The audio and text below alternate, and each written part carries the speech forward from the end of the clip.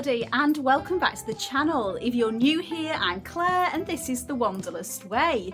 So we have got a very exciting journey ahead of us. We are heading to the North Yorkshire coast. This is one of my favourite coastlines in the UK and we've got a jam-packed itinerary.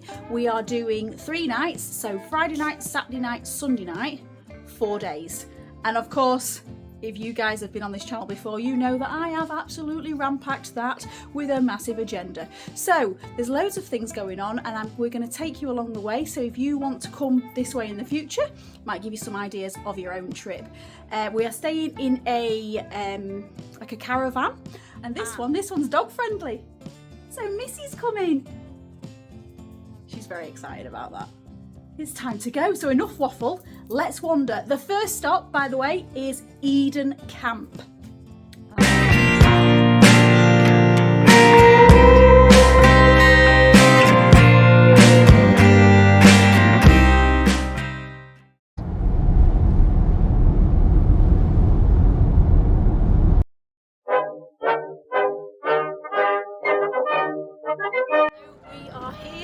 Eden Camp. This is our first stop, which is a World War II themed museum where we're going to walk through. Particularly looking forward to seeing the Home Guard and the Land Army and the women at war. So let's go and have a look at that. Eden Camp is a World War II modern history museum in Malton, North Yorkshire, that is sited on the grounds of an original prisoner of war camp. The museum's aim is to transport you back in time, with the original prisoner of war huts having been adapted and kitted out with various displays and artefacts. These recreate the social history of life in Britain from 1939 to 1945.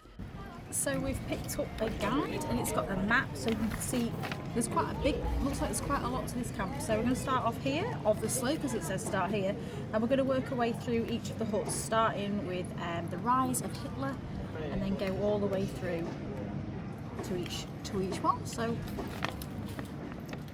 each hut covers a different aspect of the war, with some containing authentic sounds and smells, so you feel completely immersed. It is dog friendly, although Missy wasn't too keen on some of the rooms because they are quite noisy and dark.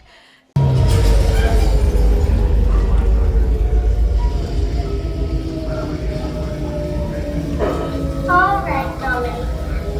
Bye, Mummy and Daddy.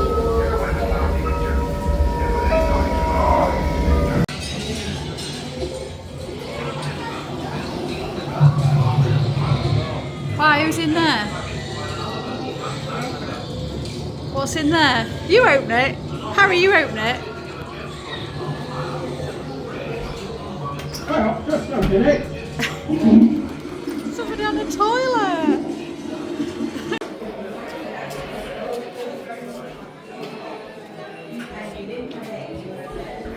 This is the one I've been looking forward to. This is Women at War. Prove that they can handle a blow torch as easily as a cigarette.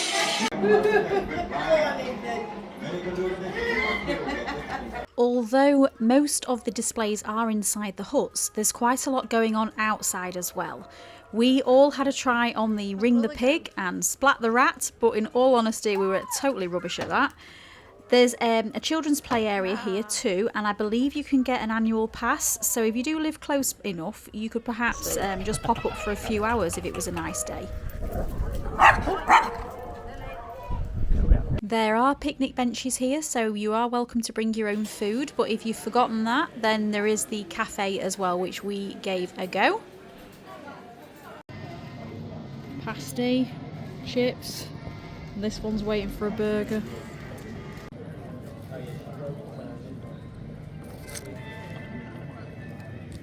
This is very nice. Very good.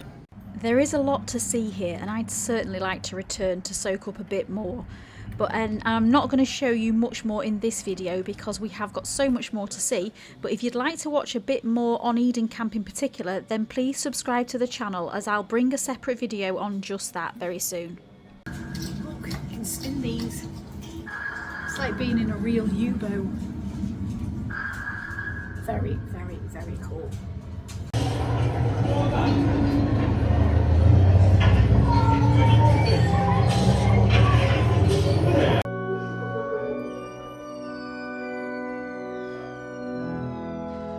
So that's it. We've done Eden Camp. It's absolutely brilliant. I'm going to do another separate video on it later, so if you want to see it in more detail, feel free to watch that.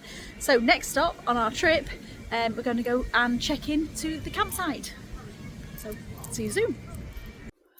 Okay, so we have landed at the caravan park, which is called the Flask Holiday Park. I booked this through an independent person on Airbnb. If you do want the link to that, just let me know. I'll drop it in the comments for you. It was a really good price, £300 I think it was, something like that, for Friday, Saturday, Sunday, so three nights, so like £100 a night for all of us. So I will take you for a little look round. We aren't near anything. There is a pub just down the corner, but I believe that's closed, looking for new owners. But it's fine because we've got the car, so tomorrow we're going to drive. The boys, two of the boys have just gone to Sainsbury's to get some supplies. While they're out, I'll take advantage and I'll show you round this lovely little caravan. So firstly, this is the outside. So you've got some steps, and then we've got a little veranda. Let's be posh. Obviously a little bit of an outdoor seating area. I'll have a proper look round later on in the week, but so far it looks very, very beautiful. So I'll show you inside. Right. You don't get a free grumpy teenager. You come in, this is the kitchen area. We have already started unpacking our stuff, so a lot of this clutter on the side is ours. It did come with some teas and coffees and things. Right, and it is dog friendly, as mentioned earlier. There's Missy. She's had a very troublesome journey because she does not travel well, bless her. She's been a little bit sick. So if you've got any recommendations for me, if you're used to travelling with dogs that are not seasick, that are travel sick, let me know if you've got any tips in the comments. Because she came from Romania. We got her when she was about 4 years old, so she wasn't used to travelling, so she is very car sick. So table, obviously, which we'll have our fish and chips on later. And then you've got a full cooker, you've got a microwave. It does come with glasses, one egg cup, so we'll fight over that. And then we've got in here a full fridge and a freezer, which you know what a freezer looks like, so I'll not bore you. It's got 2 bedrooms. So there's this twin, which I believe Jax has bagsed. So that's a decent sized twin with a wardrobe. And then there is a double in here, which live, laugh, love, hey? We've got, oh, this is fancy. We've got a bit of an ensuite. And then we've got a wardrobe. I have already started unpacking. So we've got a shower room as well, which is a decent sized shower. So this is going to be absolutely ideal for us.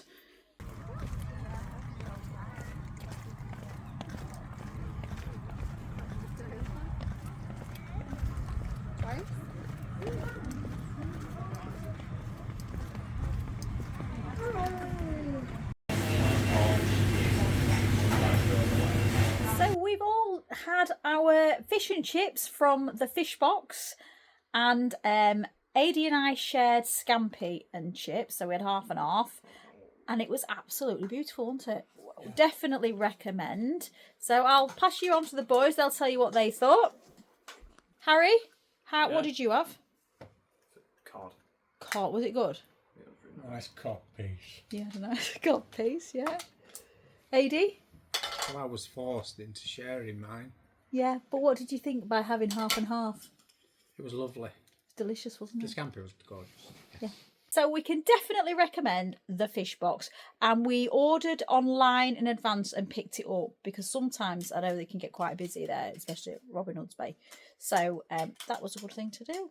So yes, so that's it for tonight. We're just going to chill. We're just going to sit in the caravan and watch a bit of telly, maybe have a conversation with one another. And then tomorrow we are heading to Whitby. So we'll see you in the morning. Yes, we are here in Whitby. So, first full day of our trip, and we've come to the home of Dracula, Whitby. So it's obviously, if you don't know the story, I'll tell you a few as we're going round, but it's a fantastic place. You love history. And if you watched my Krampus video at Christmas time, this is where that was. So there's stuff to do all year round. So let's go and explore Whitby. Whitby is a seaside town in North Yorkshire on the mouth of the River Esk, and it faces the North Sea. It is truly a picturesque place, which is probably one of the reasons it attracts over 1 million visitors each year. Whitby is famous for being where Captain Cook learned his seamanship and where his first vessel to explore the Southern Ocean, the HMS Endeavour, was built. You can find a life-size replica of this in Whitby, but in all honesty the crowds really put us off doing a great deal today. So this time we'll just wander and I'll share some of the other things you can do.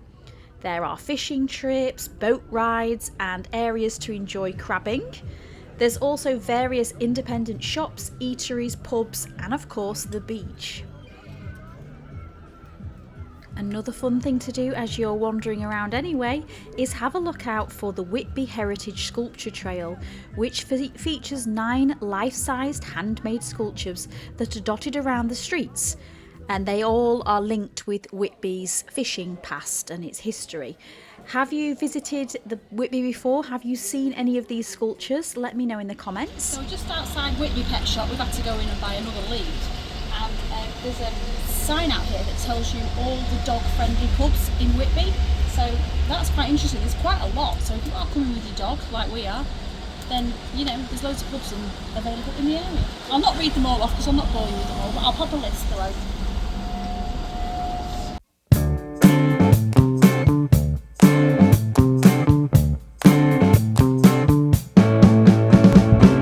For the supernatural fans, Whitby is also home to some really good ghost walks, and if that is something that takes your interest, please keep your eye on this channel as I have got some Whitby ghost stories to share in a future video. Perhaps release that around Halloween time, so look out for that one. Whitby is of course famous for being associated with Dracula.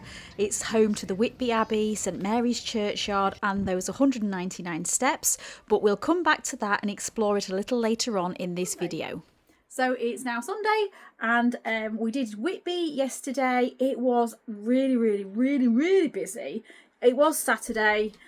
It was a beautiful day and we found out that it was the folk weekend. So Whitby does host lots of events throughout the year. They have the goth weekend, they have a pirate weekend, they have the Krampus at Christmas, and they have the folk weekend. So if you are heading out this way, then perhaps do a little bit of research. I didn't, clearly. So it was really busy.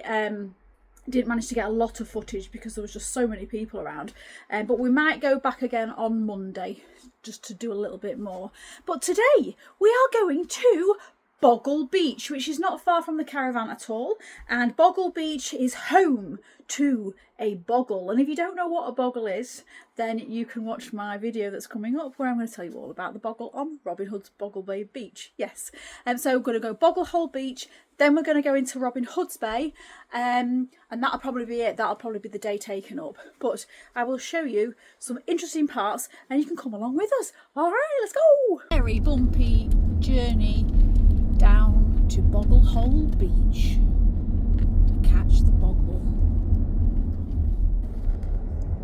So the parking situation at Boggle Hole Beach is not great. There's not a lot of, well, there's no parking spaces left, so we are a bit late though. It is nearly 11:15, so it's probably our own fault. But yeah, maybe if you want to come here you might have to get here earlier. That's a little tip, little trick. Right, we've managed to find a spot, so onwards to Boggle Hole Beach.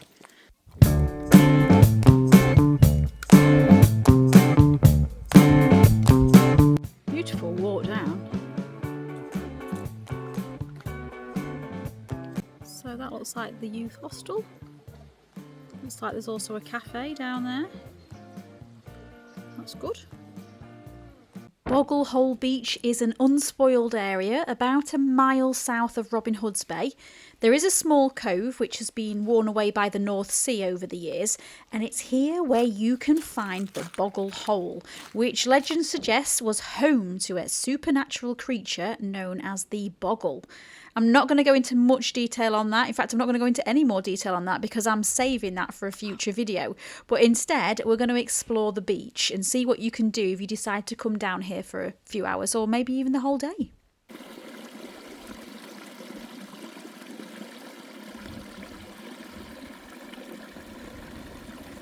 It's nice here, really peaceful. Yeah, it's really slippy here. I think you need to be very, very careful. I've got my Skechers on. We are part of the Skechers club. We're not. It's just the same we have in our house because we've all got a pair of exactly the same shoes. So I love the Skechers. Not sponsored, by the way, just saying. But even my Skechers are struggling a little bit here.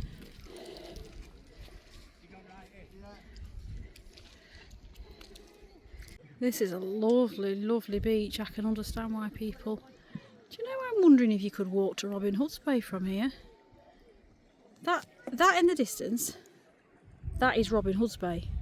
Now, that doesn't look that far. I reckon we could walk that. However, like I said before, you have to be so mindful of the tides, because 1 minute it looks like this, and then the next minute it is absolutely full of water. Oh! Getting the boys wet. So 1 minute it's like looks like this, and then before you know it, it's full of water. Dangerous. The ground we're walking on, it's almost like prehistoric. You could just imagine the dinosaurs, and me with my vivid imagination, I'm looking up and I'm seeing these big seagulls and I'm thinking, imagine if they were pterodactyls flying. I would think people will find fossils and things on this beach. What's the coolest thing you've ever found on the beach? Let me know in the comments. See if we can have a little competition to find who's found the coolest thing. But, and if I find a fossil, I'll let you know. Last time we came to this part of the country, I remember they had a fossil shop in Robin Hood's Bay, so I'll have a little look for that, and if it's still there, I'll take you inside and I'll show you. Because I think that's very cool. I nearly brought my plastic dinosaur skull from Halloween and hid it on the beach for the kids to find. I've left it at home, Anna. Typical. Adi thinks he might have discovered some kind of fossil on the beach. I don't know if you can see that.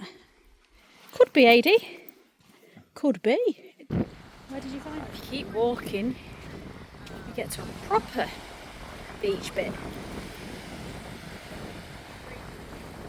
Sand, sea, listen to this. One happy doggy. Oh, it's beautiful. Just something about the beach, isn't there? Just something about it. Just so peaceful. So Adi has just pointed out, obviously these cliffs are very high, very steep, quite dangerous. Look at that.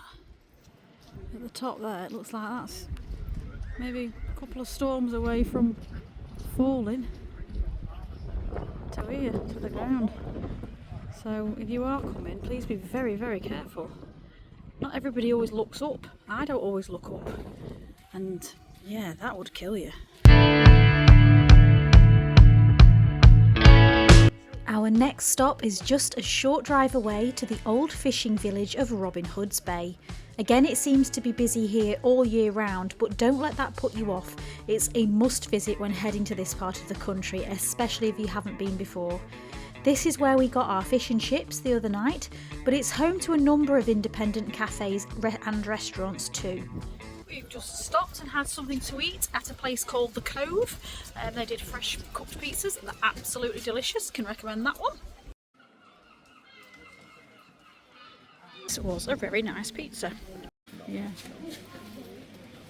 And then we've got a pepperoni one, which this boy's been waiting patiently for, because he loves a bit of pepperoni. Don't like Robin that. Hood's Bay is very steep and it's not advisable to bring cars down into the bay. I'm not sure if you're even allowed, to be honest.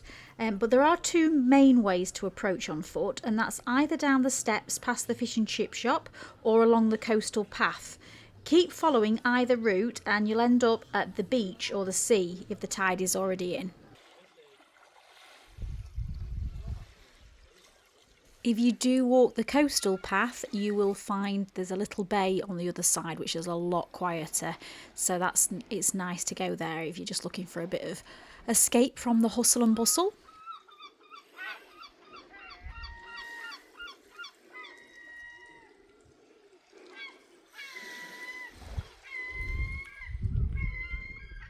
In the past, Robin Hood's Bay was famous for its smuggling community, but that's a whole other story which I will be bringing to this channel soon. So if you're interested in the history of the smugglers, do subscribe to the channel if you haven't already. Just found a shop, and in the window, look at this.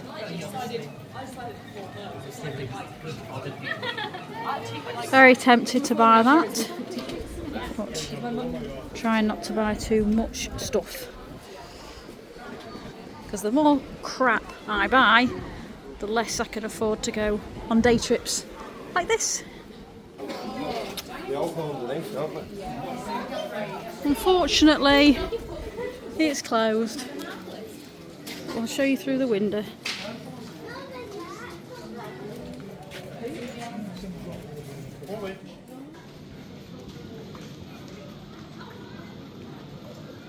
Robin Hood's Bay done. Going back to the caravan now. Top tip, especially if it's a weekend, it is very, very busy. So you might struggle to get parked actually in Robin Hood's Bay. We can't drive down to Robin Hood's Bay anyway. But you might struggle to get parked at the top. So what we've done is we've parked in a little village called Filingdales, and we've cut through the fields. It's a public path, and we've got straight into the bottom of Robin Hood's Bay. So that's just a top tip. So I'll not bore you with tonight's meal, although we bought some fish from the fishmonger. Might do a little drop a clip of that in. So this is what we've managed to concoct with the prawns from Whitby and the salmon from Robin Hood's Bay. And then, what, tomorrow, the last day, checking out the caravan and doing some things in the morning, which I'll tell you about in the morning. Good morning. So it is the final day, going home today, but we are not just going to head straight home. We're going to make the most of it while we're still here. So I've got to check out the caravan by 10, just taking the dog for a little walk, and then we're going to go to Falling Foss, which is a waterfall, and then possibly back to Whitby to show you a few little bits.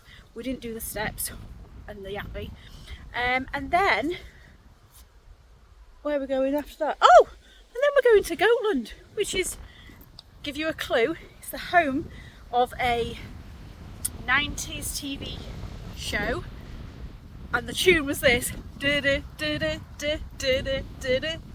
got it? Let me know in the comments. So we're going there, we're going to Goathland, the home of, I'll let you know in a minute.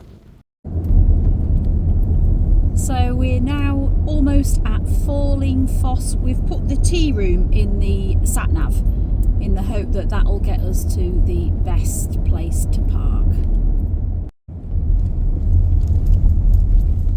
Oh, it looks like they've got their own little car park. Ideal. Just spotted a tree with a face on it. We found the Falling Foss waterfall. Isn't that lovely? And I believe you can actually swim in that water. I read that on the internet. Have you brought your trunks, Harry? No, he's not brought his trunks. You have to go in your car. If you go down to the woods today, you better go in disguise. Do you go down to the woods today? Look at this. How gorgeous is this? Oi.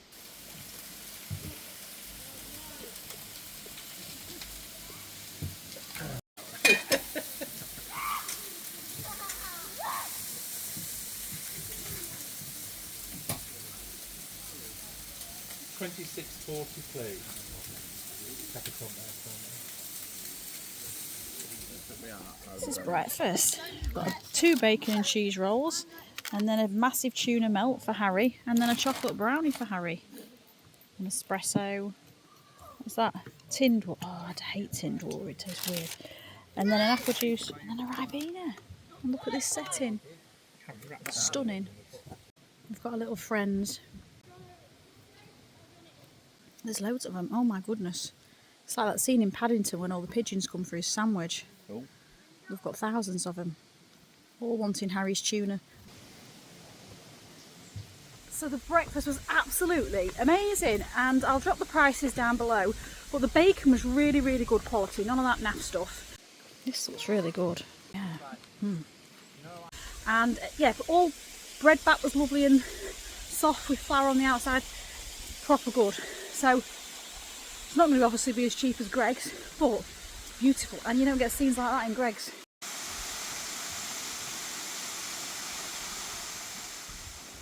You'll see a lot of these tree stumps with coins in. Now I'm guessing that these are all wishes people have made, and that they've stumped them and banged them into the tree trunk. If you know any different, then let me know in the comments. It's a lot of wishes if that's the case. Hope they all came true. So we've now found the Hermitage, which is a cave that's been built into rock, and the legend tells that it was the home of a hermit. We've got some carvings on here. GC 1790. So if you got fed up with the world, which I suppose a lot of people might fancy doing now, then you could become a hermit and come and live in a cave. Oh, it's very echoey. Actually, I imagine. Oh, there's a hole in the floor. I wonder if that's, maybe that's where the hermit had his fire. I'm not lifting it up. There might be something hidden under there.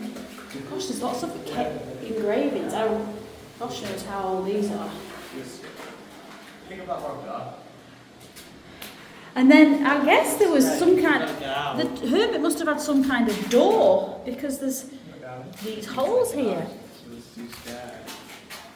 It's actually quite cosy. I could imagine this with Christmas lights. Christmas lights, little fire going, maybe. No, would that be dangerous? Not sure. Anyway, it's a very, very old, and it stood the test of time. It stood, and what a view the hermit had. Right, now there's also something very, very interesting about this hermit cave, which I read on the internet. And apparently at the top of the hermit cave, there are 2 stone thrones or chairs. And if you sit on one and tell a wish, and then you go and sit on the other, the wish comes true. So I'll see if I can find them. I'd like to make quite a few wishes actually. What would you wish if you were coming here and sitting on the hermit's throne? What would you wish for? Let me know in the comments. I'm guessing it's these. Aidy's going for it, he's brave. Do they look like thrones? Yeah. Are you going to sit on one and tell a wish? Which one do you sit on? I don't know. Oh.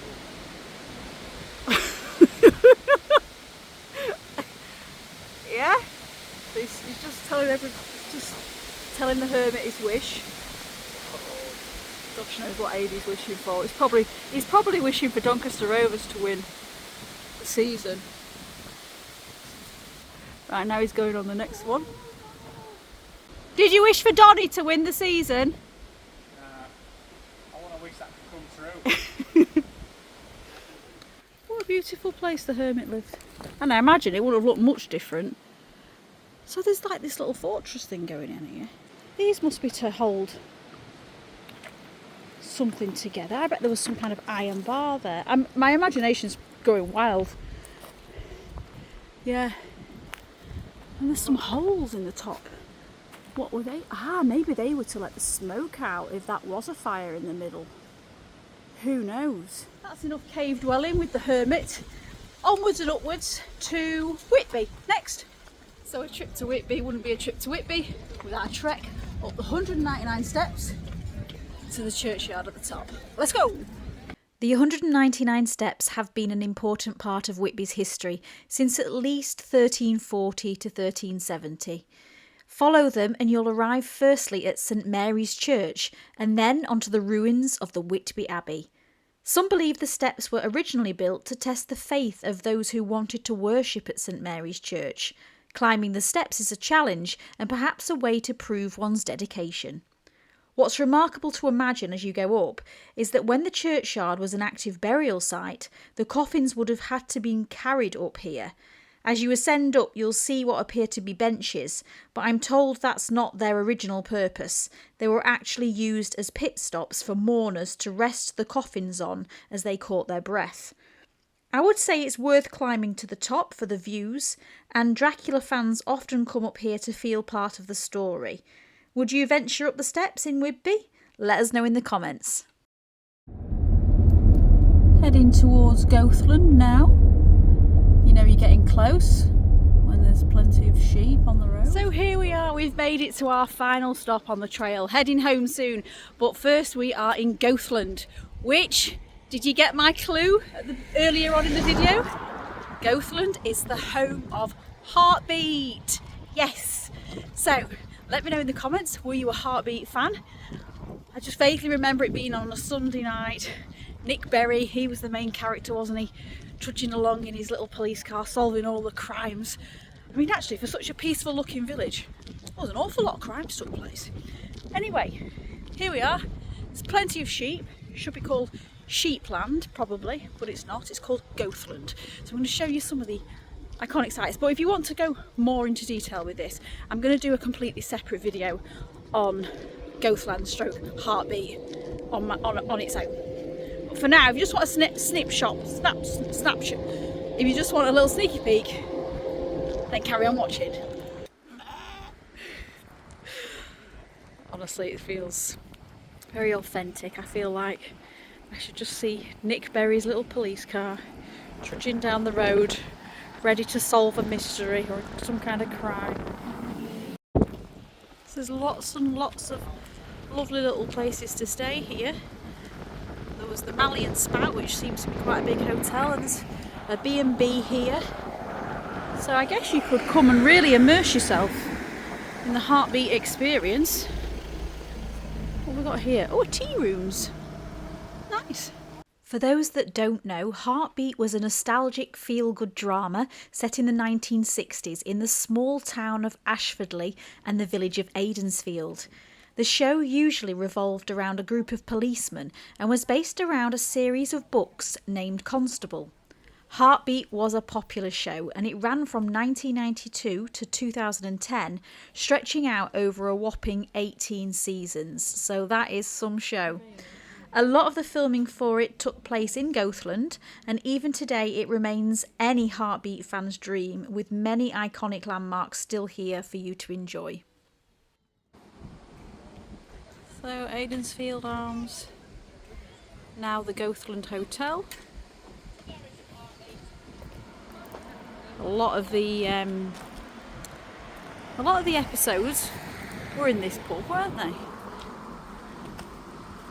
Yeah, proper village pub it was. And then yeah, green grass. You must remember seeing green grass sat outside the garage. We'll go and have a closer look in a second.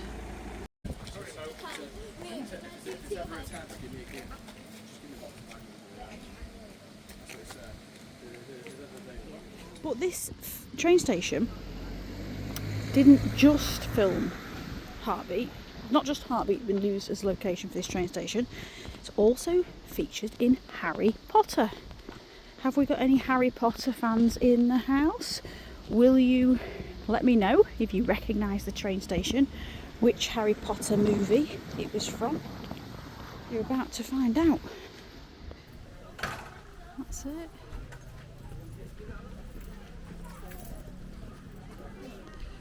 We're on the platform now.